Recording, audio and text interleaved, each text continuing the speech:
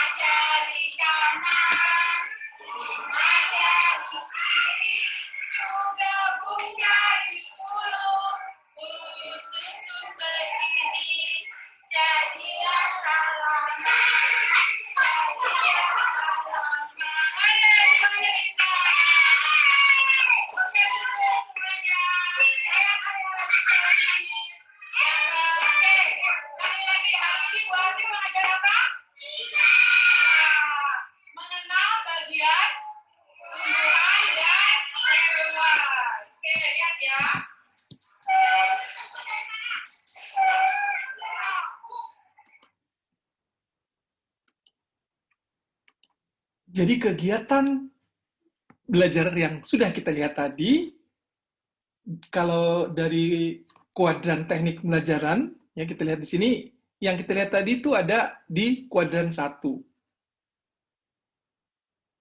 Jadi kita lihat ada dua, ada synchronous learning, ya, ada asynchronous learning, ya. Synchronous learning ini itu sendiri, yaitu disebut dengan kita lihat ada dua kondisi. Yang pertama tadi synchronous learning yang terdiri dari dua kondisi. Pertama, synchronous learning, peristiwa belajar yang terjadi dalam satu waktu yang sama. Dan yang kedua, asynchronous learning, yaitu peristiwa belajar yang terjadi dalam dimensi dan waktu yang berbeda. Synchronous learning dibagi dua.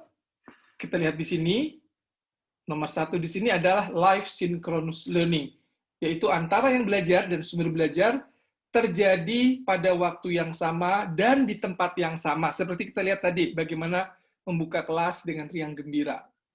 Ya, jadi dimensi ruang dan waktunya sama. Ini juga sudah sangat familiar ya. Disebut juga dengan tatap muka.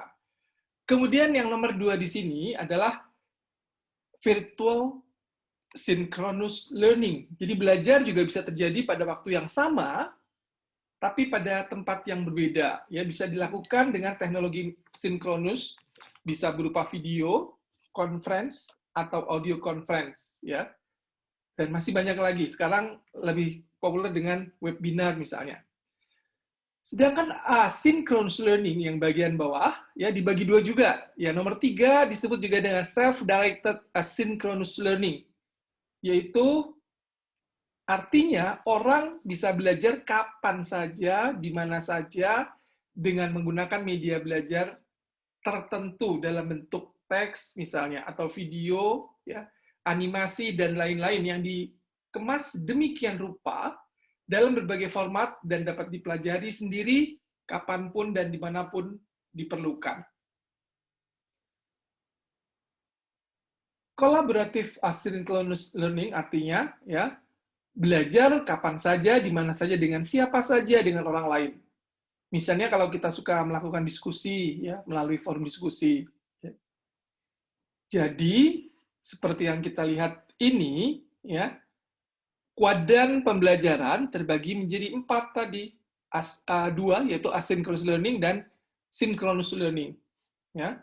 Synchronous learning terdiri dari 2, tadi tatap muka seperti kita lihat tadi, kemudian ada tatap maya. Nah, seperti kegiatan webinar misalnya ya. Kemudian asynchronous learning juga terbagi 2, yaitu belajar mandiri ya dan belajar kolaboratif. Jadi yang pertama ya, jadi kuadran pembelajaran yang pertama kita akan melihat satu persatu ini. Yang pertama yaitu belajar tatap muka ya. Dengan tatap muka, fungsi kita sebagai guru adalah merancang dan melaksanakan pembelajaran yang terjadi ya pada ruang dan waktu yang sama dengan memanfaatkan teknologi misalnya ya. Dalam konteks e-learning misalnya, kita bisa memanfaatkan teknologi elektronik sehingga e-learning bisa terjadi dalam konteks tatap muka, dikenal dengan istilah teknologi unchanged classroom. Ya, jadi teknologi enhanced classroom. Sebagai contoh, ketika kita mengajar di suatu ruangan kelas, kita bisa memanfaatkan proyektor. Kalau ruang kelas kita memiliki WiFi, ada internet yang memadai, yang cukup memadai, kita bisa menghubungi ke saluran itu, saluran YouTube misalnya, atau saluran tertentu yang sesuai dengan pembelajaran yang akan kita ajarkan. Dalam konteks tatap muka, terdapat beberapa metode yang dapat kita gunakan. Nah, menurut Smaldino, kontinum metode pembelajaran yang ada di sebelah kiri, ya kita lihat, kegiatan pembelajaran yang berpusat pada guru. Misalnya ada ceramah, demonstrasi, drill and practice, tutorial, dan sebagainya. Yang di sebelah kanan adalah sebuah kegiatan pembelajaran yang berpusat pada siswa. Ya, ada diskusi, permainan, problem solving, cooperative learning, dan lain-lain. Nah, ternyata di zaman sekarang ini, saat ini, kita tahu sama-sama ruang belajar 1 lockdown, ya, tertutup. Jadi perlu diingat saat ini, ruang belajar 1 atau tatap muka bukan satu-satunya ruang belajar yang ada. Ya.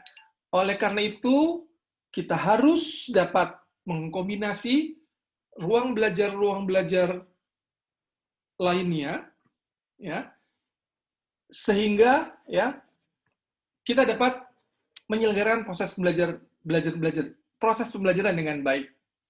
Jadi kita dapat mengkombinasikan ruang belajar lainnya. Nah, apa saja ruang belajar itu? Kita akan lihat satu persatu. Ya, tadi kita sudah lihat ruang belajar tatap muka. Yang kedua adalah ruang belajar tatap maya. Ya, ruang belajar yang kedua ini yaitu proses pembelajaran yang terjadi pada waktu yang sama, tetapi di ruang yang berbeda. Ketika kita melakukan proses tatap maya, tentu saja kita harus menggunakan teknologi jarak jauh, seperti teleconference, web conference, ataupun video conference. Saat ini, ya, teknologi informasi dan komunikasi sudah semakin bagus. Ini dimungkinkan menggunakan web conference dengan penyedia web conference yang gratisan, misalnya ada ya, ada yang premium atau ada yang berbayar, ya, sehingga proses pembelajaran dengan tatap maya sangat dimungkinkan dilakukan oleh kita semua di sekolah. Bagaimana peran kita sebagai guru? Nah, kita berperan dalam merancang dan melaksanakan pembelajaran yang memungkinkan terjadinya pembelajaran pada ruang yang berbeda, ya. pembelajaran yang sama pada ruang yang berbeda. Ruang belajar 2 ini memungkinkan kita untuk menghubungkan murid kita dengan para ahli di luar sana, ya, ahli-ahli eksternal atau praktisi yang ada di luar sana, atau bahkan profesor, di mana kita ingin murid-murid kita atau mahasiswa kita bisa berhubungan dengan sumber belajar lain atau narasumber lain di samping kita sebagai guru atau dosen yang bertemu dengan mereka setiap hari. Nah, di antaranya strategi expert sharing yang dilakukan dengan teleconference atau video conference tergantung sekolah kita. Jadi mampu apa enggak ini menyediakan perangkat tadi. Yang kedua, misalnya visiting profesor, ya artinya dalam satu semester kita bisa melakukan visiting profesor tanpa harus datang ke kampus si profesor tadi, ya cukup dengan web. Ya begitu pula dengan visiting lecture, ya satu kali dalam satu semester misalnya, ya. Jadi banyak hal yang bisa kita lakukan dalam ruang belajar 2, ya. Apalagi saat pandemi ini, ya, kita diwajibkan social distance. Oleh karena itu, kita bisa memanfaatkan ruang belajar 2, yaitu tatap maya. Ya. Banyak guru yang memanfaatkan Zoom misalnya, ya, atau Meet, dan lain-lainnya.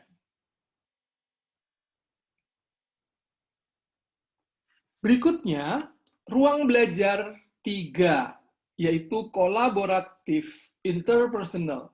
Jadi, pembelajaran ini adalah memungkinkan proses pembelajaran yang terjadi di mana saja dan kapan saja, dan melibatkan orang lain. Nah, dalam hal ini, ya, kita sebagai guru dianjurkan dalam merancang tentunya yang memungkinkan kolaboratif interpersonal. Kita bisa memanfaatkan diantaranya adalah melalui chat room, ya komunikasi instan antar siswa dengan siswa dan guru, ya. Kemudian diskusi forum, ya. Kemudian juga collaborative project atau community of inquiry. Bahkan community of practices. Jadi proses pembelajaran dari sharing informasi dan pengalaman satu sama lain dari kelompok dan memiliki kesempatan untuk berkembang secara personal maupun profesional dan lainnya. Nah, dalam hal kolaboratif project ini, biasanya kita berikan assignment terhadap mahasiswa. Diharapkan prosesnya lebih memfokuskan pada proses yang melibatkan autentik dan challenging, ya autentik dan challenging task. Ini adalah tantangan bagi kita sebagai guru untuk mendesain suatu assessment yang otentik dan menantang untuk siswa dan guru. Namun demikian, banyak murid atau mahasiswa yang mengeluh bahwasanya dosen hanya memberikan tugas, dan lebih membebani para siswanya. Oleh karena itu, otentik dan challenging task ini dan seberapa besar beban yang harus kita berikan ke siswa, biasanya guru atau dosen yang dapat mempertimbangkan beban kognitif yang dialami oleh kita dan murid.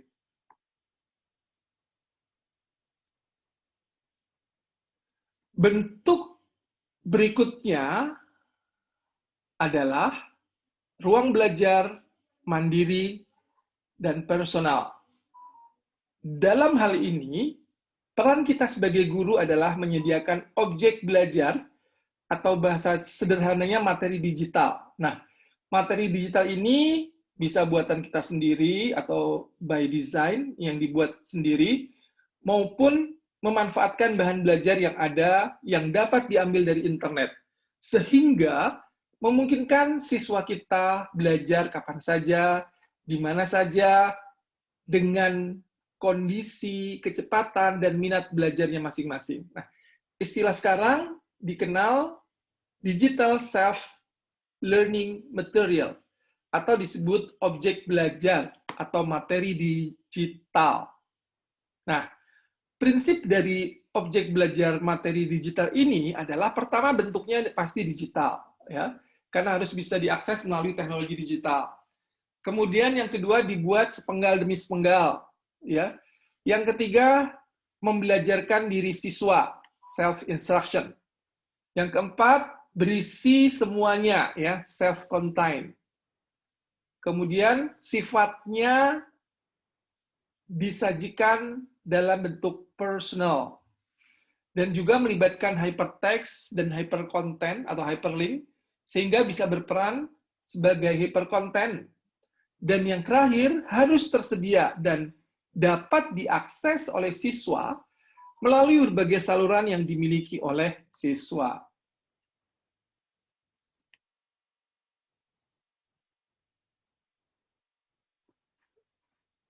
Rekan calon guru sekalian, terkait dengan hal ini, maka pada dasarnya, fungsi kita pada zaman sekarang ini terkait dengan proses pembelajaran adalah merancang dan melaksanakan blended learning, yaitu merancang dan melaksanakan sistem pembelajaran yang mengkombinasikan dengan sedemikian rupa strategi pembelajaran sinkron dan asinkron yang dianggap paling baik dan paling relevan dengan capaian pembelajaran yang kita inginkan.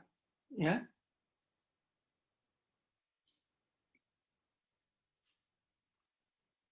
Tentunya dapat dilakukan dengan berbagai ruang belajar tersebut, sehingga kita dianggap dapat memungkinkan terjadinya pengalaman belajar dengan siswa secara optimum.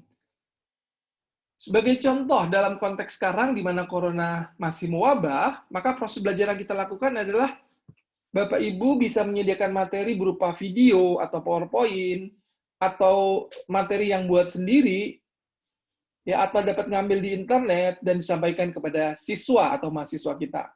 Dan yang kedua, ketika media digital itu disampaikan ke siswa atau mahasiswa kita, Bapak Ibu harus mengiringnya dengan kolaborasi internal dalam bentuk forum diskusi dan tugas-tugas.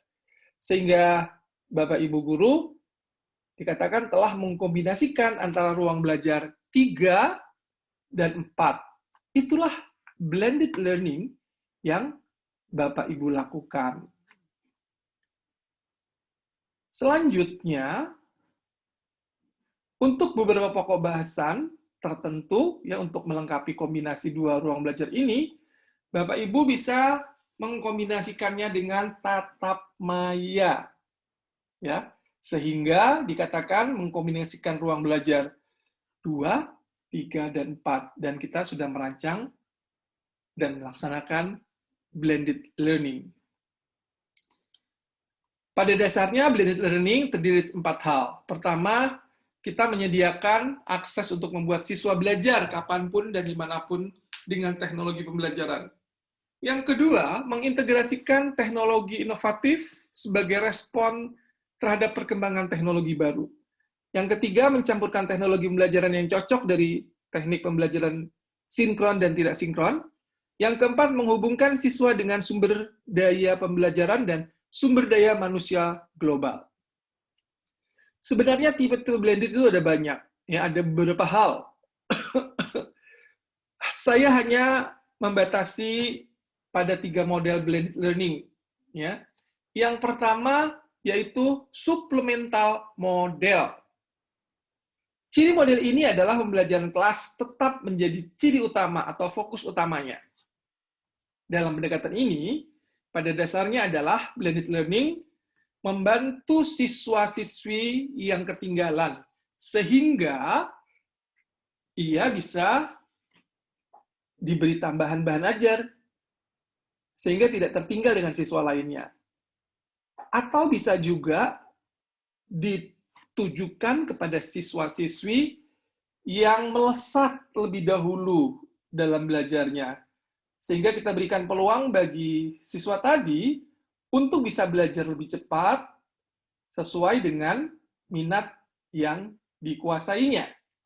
Oleh karena itu, langkah awal adalah mengidentifikasi kebutuhan bahan ajar atau suplemen yang akan diberikan baik kepada siswa yang belajarnya cepat maupun yang belajarnya lambat. Kemudian langkah kedua adalah memilih tools, ya. Jadi kita memilih tools apa saja kira-kira yang sesuai untuk anak-anak kita, sehingga mudah dipelajari dan dikuasai. Oleh karena itu, kita sebagai guru dituntut harus lebih familiar dengan beberapa teknologi belajar yang mendukung dan sudah familiar dengan anak-anak saat ini. Kemudian buat soal-soal untuk drill dan bisa diakses oleh siswa melalui HP-nya sendiri misalnya.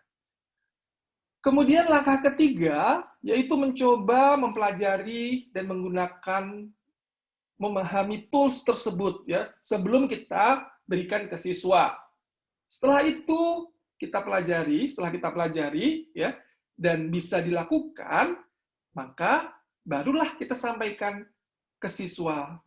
Langkah berikutnya adalah melakukan supervisi dan membantu siswa tersebut untuk bisa menggunakan bahan ajar yang telah kita siapkan melalui teknologi belajar.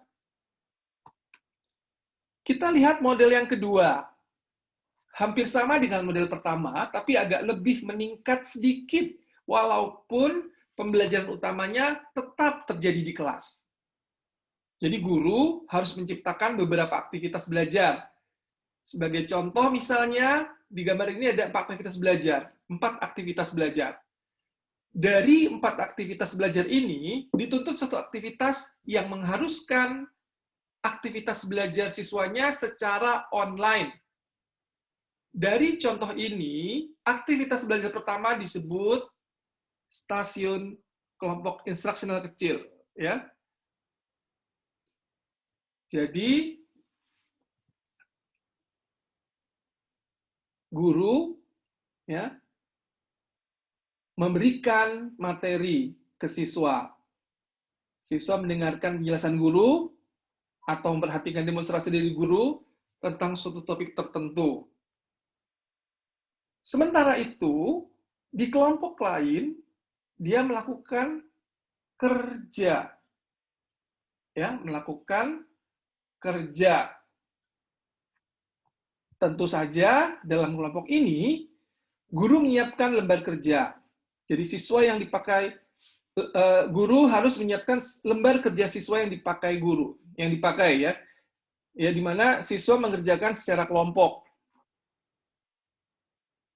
Kelompok ini atau kelompok lainnya kita lihat dia melakukan kerja secara kolaboratif, ya, proyek kolaborasi.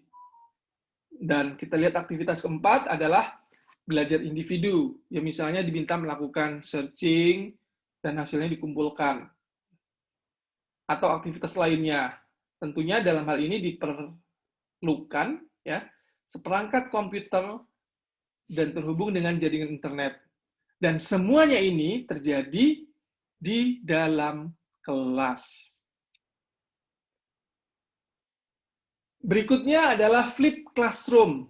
Punya ciri yaitu adanya keseimbangan antar kombinasi aktivitas yang dilakukan di dalam kelas dan aktivitas yang dilakukan di luar kelas. Kita lihat yang atas. Ini adalah tradisional, sifatnya pasif. Jadi guru memberikan materi, ya, siswanya pasif, ngedengerin saja, dan guru memberikan tugas. Setelah itu pulang, mengerjain tugas. Dan dalam model ini, ya, dibalik yang seharusnya dijelaskan oleh guru di dalam kelas, tidak lagi dilakukan. Sebagai penggantinya apa? Sebagai penggantinya, siswa melakukan kegiatan belajar di rumah secara online melalui bahan ajar atau media tertentu. Nah, di sini self-learning secara online. Jadi belajar mandiri dulu, setelah di kelas, barulah terjadi proses pembelajaran yang lebih aktif. Jadi dikatakan student center active learning-nya terjadi di dalam kelas, sementara proses perolehan pengetahuannya terjadi di luar kelas. Nah, dalam hal ini perlu guru menyiapkan materi secara online. Baru di kelas, dia bisa membuktikan, mempraktekkan, mendiskusikan, dan lain-lain dengan berbagai metode pembelajaran yang digunakan oleh guru. Nah, Flip learning dalam masa pandemi COVID-19 ini menuntut kita mengembangkan bahan ajar yang bersifat digital. Jadi kita lihat proses pembelajaran tentunya diawali di sini, ya, asinkron mandiri. Kita berikan materi kepada siswa, baru dilanjutkan asinkronus secara kolaboratif, misalnya diskusi dan lain-lain, dengan menggunakan platform learning management tertentu. Baru dilanjutkan dengan sinkron. Aktivitas sinkron dalam situasi pandemi seperti ini cuma bisa dilakukan pada tatap maya. Karena apa? Karena kita tahu COVID-19 masih merajalela dan posisi kelas masih terlockdown. Jadi ruang belajar 1 tutup sampai batas waktu yang belum ditentukan. Salah satu model pembelajaran kontemporer yang dikembangkan oleh Lee dan Michael Hanafin tahun 2016 disebut juga dengan pembelajaran on it, learn it, dan share it. Kerangka konseptual dari model pembelajaran ini diambil dari 3 teori. Yang pertama, self-determinant theory, kemudian yang kedua adalah constructivism theory, dan yang ketiga adalah constructionism theory. Dalam self-determinant theory, menganjurkan kepada kita sebagai pendidik untuk memberikan otonomi yang luas kepada siswa kita, sehingga locus of control itu ada di siswa. Kemudian kita beri endorsement supaya siswa dapat melakukan personal goals. Artinya, dia menentukan tujuan yang ingin dicapai sendiri, dan kita berikan pilihan-pilihan di mana mereka punya kesempatan untuk memilih dan menentukan sendiri. Kemudian teori yang kedua, constructivism. Ya. Teori ini menyebutkan bahwa kita sebagai guru wajib memberikan kesempatan agar terjadi suatu personal meaning making pada diri siswa dan memberikan scaffolding setahap demi setahap, mengkaitkan satu konsep dengan konsep lain, dan menguasai suatu pengetahuan atau konsep atau prinsip dari yang paling mudah ke yang paling susah. Dan kita dorong anak-anak sehingga muncul pemahaman-pemahaman baru pada diri mereka. Berdasarkan konstruksionisme, teori-teori ini ya penting bagi kita sebagai guru atau pendidik untuk memberi kesempatan pada siswa untuk melakukan share atau berbagi dari authentic work, dari apa yang mereka hasilkan, dan memberi kesempatan untuk mendesain dan mengembangkan bagaimana mereka akan mempublish dan produk yang mereka hasilkan. Ya. Jadi, mengembangkan bagaimana mereka akan mempublish dari hasil yang mereka dapatkan. Ya. Dan juga mengemasnya dari berbagai perspektif menurut mereka masing-masing. Akhirnya terjadi proses refleksi pada mereka, ya, dan terjadi pembahasan atau diskusi. Nah, berdasarkan 3 teori ini, maka dengan asumsi yang dilakukan oleh Hanafin adalah model ini terdiri dari 3 langkah utama. Jadi sintaksnya adalah on it, learn it, dan share it. Nah, pada tahap on it ada 3 langkah yang harus dilakukan oleh guru atau pendidik.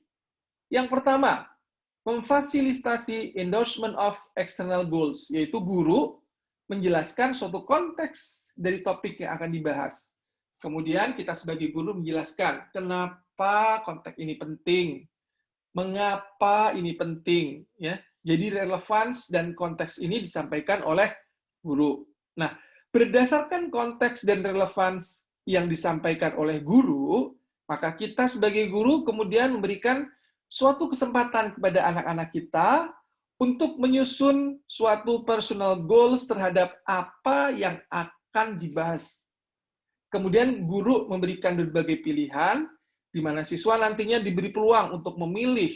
Nah, di sini disebutkan bahwa private choice the matter. Jadi guru memberikan suatu pilihan-pilihan yang sangat penting.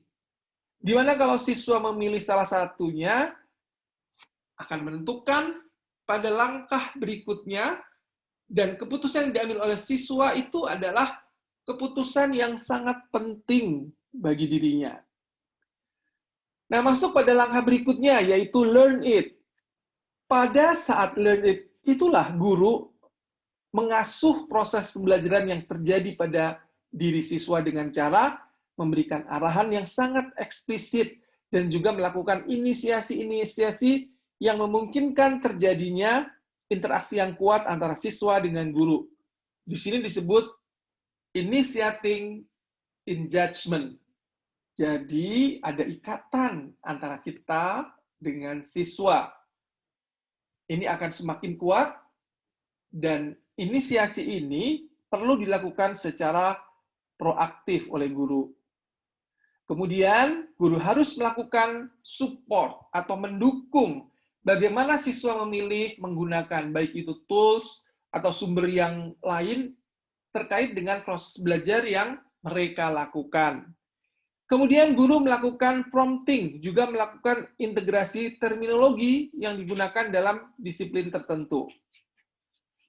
Ya, memberikan clue dan sebagainya, dan melakukan monitoring terhadap perkembangan belajar siswa kita.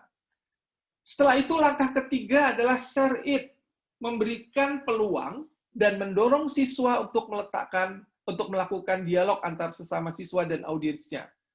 Oleh karena itu, guru harus mendorong siswa agar siswa dapat membagikan, melakukan share atau membagikan hasil karyanya, dan memberikan peluang kepada siswa, ya, dan juga kepada siswa lainnya untuk saling melakukan peer preview terhadap hasil belajar yang mereka lakukan.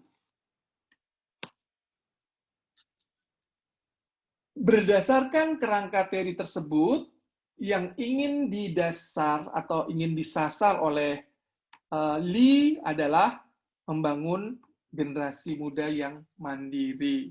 Kita lihat, menurut Lee, ya, pada saat on it, langkah yang pertama, guru memberikan otonomi atau kewenangan kepada siswa untuk menentukan tujuan dan mengambil keputusan yang diberikan oleh guru. Maka dengan otonomi tersebut akan mendorong adanya kedaulatan dan tanggung jawab pada diri siswa.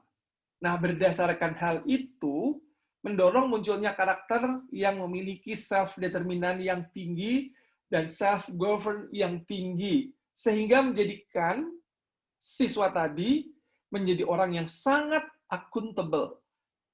Dan akhirnya, atau ujung-ujungnya adalah melatih siswa-siswa sejak dini untuk dapat mengambil keputusan, menentukan tujuan, dan membuat suatu tindakan. Nah, oleh karena itu, model ini cocok sebagai salah satu model pembelajaran untuk membangun suatu karakter. Kita lihat bagaimana contoh on it, learn it, dan share it.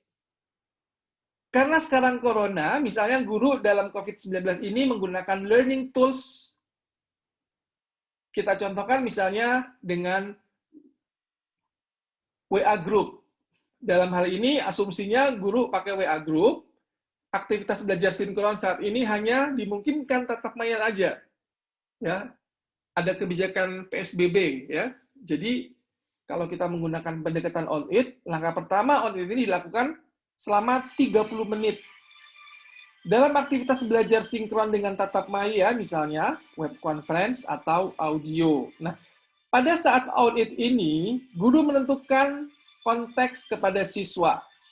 Siswa menentukan sendiri tujuan belajarnya, ya. Nah, dalam hal ini key point-nya adalah guru memberikan otonomi ya on it. Ya, jadi guru memberikan otonomi kepada siswa untuk menentukan sendiri, untuk memilih sendiri ya tujuan belajarnya. Ya, di awal-awal ini biasanya kita berikan 30 menit. Nah, berdasarkan pilihan ini, kemudian siswa pada langkah berikutnya dia melakukan learn it. Learn it ini yang dilakukan di hari berikutnya tentunya melalui learning tools yang Bapak Ibu gunakan. Dan komunikasinya melalui WA group. Ya. Mereka secara kelompok atau individu melakukan proses pembelajaran dari rumah. Ya. Nah, pada saat proses pembelajaran dari rumah ini, ya, materi pembelajaran atau sumber belajar, baik yang disiapkan oleh guru atau melalui sumber lainnya, disampaikan oleh siswa melalui WA group. Kemudian, pada saat WA group inilah kita melakukan asuhan, yaitu guru memberikan arahan, guru memberikan petunjuk, guru memberikan motivasi, guru mendorong melakukan banyak hal, dan juga memberikan umpan balik dan monitoring progres ya atas tindakan belajar mereka. Dengan kita ingat kata kuncinya yaitu guru memberikan scaffolding pada siswa-siswa tersebut. Dengan asuhan yang sudah dilakukan oleh guru pada learn it, pada pertemuan berikutnya dilakukan share it. Ya, ini kita lakukan share it.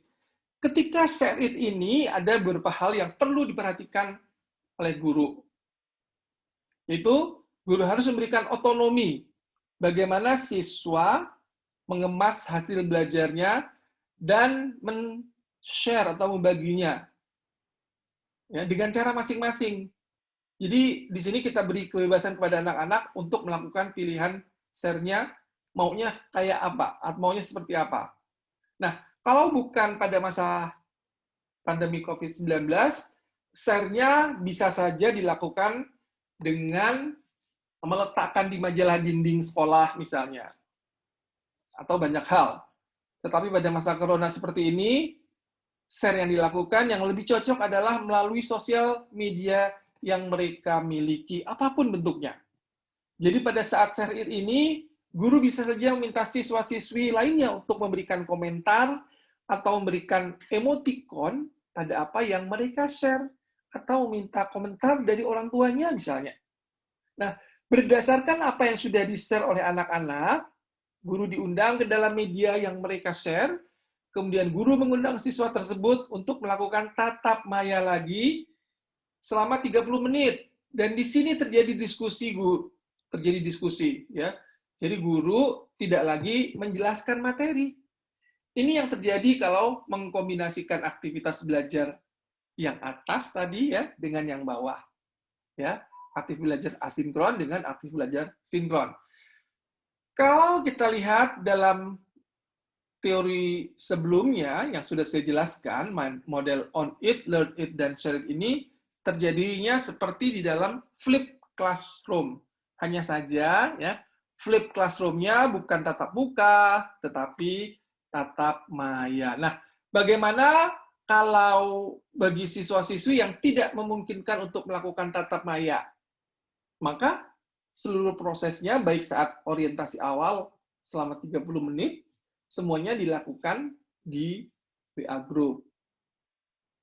Jadi itulah bagaimana contoh model on it, learn it, dan share it pada masa pandemi COVID. Nah, bagaimana kalau nanti suasana sudah normal? Ya, new normal, Mbah COVID atau Pang COVID sudah pergi jauh-jauh. Tentunya proses pembelajarannya yang sama kita lakukan, tapi kita lakukan dalam tatap muka. Jadi on it-nya tatap muka, guru menyampaikan konteks, ya, siswa menentukan sendiri pilihan belajarnya, dan key point-nya tetap otonomi. Kemudian mereka diberi kesempatan 5 hari untuk belajar atau learn it, ya. Siswa mempelajari sesuai pilihannya, guru memfasilitasi dengan memantau, memberi clue, mengarahkan, memberi umpan balik, memberi motivasi, dan lain-lain. Dan key point-nya adalah scaffolding.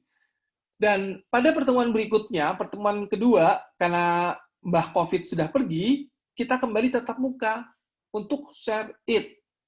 Nah, share it inilah ajang siswa untuk unjuk gigi. Tentunya difasilitasi oleh kita sebagai guru. Dan key point-nya adalah authentic work